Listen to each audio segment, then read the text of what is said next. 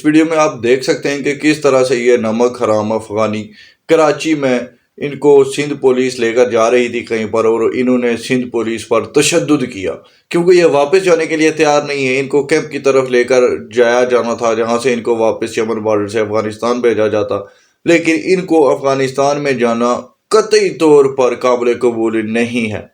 کیوں بھائی؟ ان کی تو بڑی شریعت نافذ ہوئی ہے وہاں پر، پاکستان میں تو آ کر یہ پھٹتے ہیں شریعت نافذ کرنے کے لیے، تو جہاں پر آپ کی اپنی شریعت نافذ ہو چکی ہے اس کو جا کر انجوائے کریں، ادھر کیا لینا دینا آپ کا۔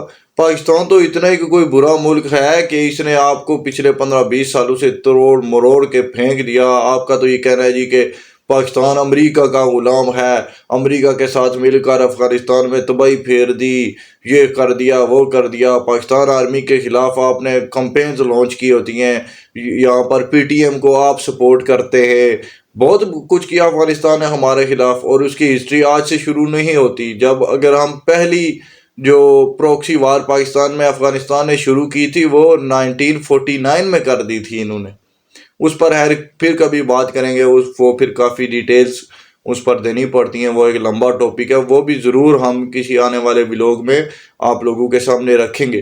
لیکن ابھی تک کے لیے یہ ہے کہ ابھی پچھلی ویڈیو میں نے ان کو نمک حرام بول دیا تو بڑی کچھ لوگوں کو مرچیں لگ گئی، او جی افغانیوں کو میں نے نمک حرام بول دیا، میں ویوز لینے کے چلے جی ایسا ہی ہے، میں ویوز لینے کے چکر میں بیٹھا ہوں یہاں پر یہ ہیں ہی حرام خور، اور ان کو کیا کہا جائے؟ انہوں نے کون سی نمک حلالی کیا پاکستان کے ساتھ؟ سوویت یونین سے ان کو کس نے بچایا؟ ہماری آرمی نے بچایا۔ امریکہ نے جب ادھر آ کے ڈنڈا پھیرا تھا بچا کیا تھا ان کے پاس؟ سعودیوں سے یہ پیسے کھاتے تھے، ادھر سے اسامے کو لے کر افغانستان میں لے آ کر انہوں نے رکھا، اور امریکہ سے لے لیا پنگا، پھر وہ ان کو پڑ گیا بڑا ہی مہنگا۔ امریکہ نے آ کر ان کی تہس نہس پھیر دی، ان کے یہ سارے طالبان بھاگے بھاگے پھرتے تھے تب، کچھ تو جا کر پہاڑوں میں بکریاں لے کر چڑھ گئے اور ادھر بس بکریوں کے دودھ پہ گزارے ہو رہے تھے ان کے لیے ہم نے اپنے بارڈر کھولے، ان کو یہاں پر لایا، اتنے سالوں تک پالا پوسا، ان کو بزنس کرنے میں ہیلپ کی، اور ہماری معیشت کا تیسرا حصہ ان کے پاس موجود ہے، اتنا ہی کچھ سرمایہ ان کا بن گیا، اور آج یہ ہم ہی کو کاٹ رہے ہیں۔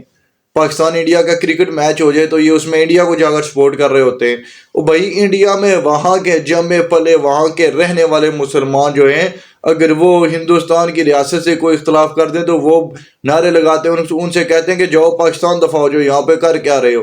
حالانکہ ان کے باپ دادا پردادا جہاں سے بھی وہ شروع ہوئے وہ وہیں پر ہی ہیں، صرف ان کا مذہب الگ ہے یا وہ اس ریاست کے خلاف بولتے ہیں تو ان کے ساتھ ایسا برتاؤ کیا جاتا ہے وہاں پر۔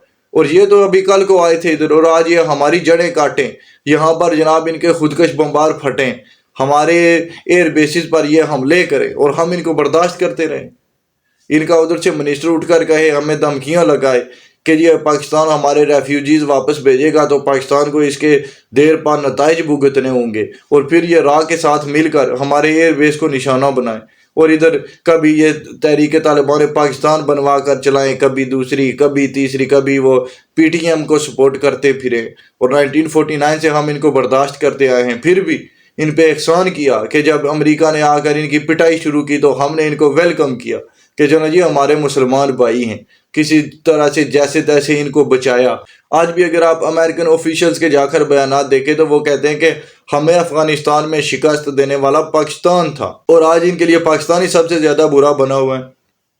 پھر اگر ایک منٹ کے لیے مان لیں جی کہ یہ بڑی کوئی انا پرست قوم ہے جی، یہ بڑے کو غیرت مند پٹھان ہے جی، کہ ان کا ملک تباہ ہوا اس لیے یہ پاکستان کے خلاف بولتے ہیں، تو کیا کس نے تباہ؟ امریکہ نے کیا یا پہلے سوویت یونین نے کیا؟ تو کبھی رشیا کے خلاف ان کو بولتے ہوئے کسی نے دیکھا سنا ہے؟ ان سے تو بڑے اچھے تعلقات ہیں ان کے۔ امریکہ کی بات کی جائے، جب یہاں سے امریکہ واپس جا رہا تھا تو وہ جہازوں کے پنکھوں میں بھی جا کر لٹک گئے تھے ادھر، اور ادھر ان بے وقوفوں کی جانیں نکلی ہیں، ان کے اندر ان پنکھوں کے اندر کٹ کٹ کے یہ مرے ہیں، تب یہاں سے بھاگ رہے تھے امریکہ جانے کے لیے۔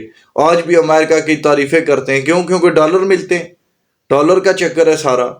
تو یہاں پر بھی جب تک مل رہا تھا گھاس پھوس، جب تک ان کو اچھا کمائی ہو رہی تھی تب تک پاکستان بہت اچھا تھا، لیکن اب اگر ان کے یہاں پر پھٹنے کی وجہ سے پاکستان میں جتنی بھی دہشت گرد کاروائیاں ہوئی سب کے پیچھے افغانی شامل ہیں، جتنی بڑی ڈکیتیاں ہوتی ہیں، یہ جو 8-8 10-10 سال کے یہ بچے بیچتے ہیں، جو کچرا چونتے ہیں ہمارے گھروں کے باہر سے، یہ بھی ریکی کر رہے ہوتے ہیں۔ جب یہ تمام باتیں منظر عام پر آ گئی، جب ایجنسیوں نے ان کی کافی چھان بین کی تو یہ نتیجہ اخذ کیا کہ ان کو رکھنا بہت بڑی غلطی ہے ہماری، کہ ہر فساد کی جڑ جا کر افغانستان میں ہی ملتی ہے ہمیں۔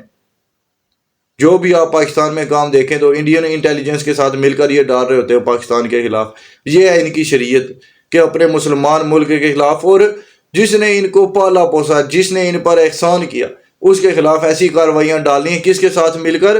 ہندوستان کی ریاست کے ساتھ مل کر، جہاں پہ ہندوتوا ہے، جو مسلمانوں پہ ایک ظلم و جبر کی ایک داستان ہے جو 75 سال سے زیادہ ہے وہاں کی۔ کشمیر کے حالات دیکھ لیجئے، وہاں پر شریعت خاموش ہو جاتی ہے، ادھر شریعت کو سانپ سونگھ جاتا ہے، لیکن یہاں پر پاکستان کی ریاست کے اندر جہاں تمام مسلمان ہنسی خوشی رہ رہے ہیں، وہاں پر آ کر پھٹنا ہے انہوں نے اور شریعت نافذ کرنی ہے۔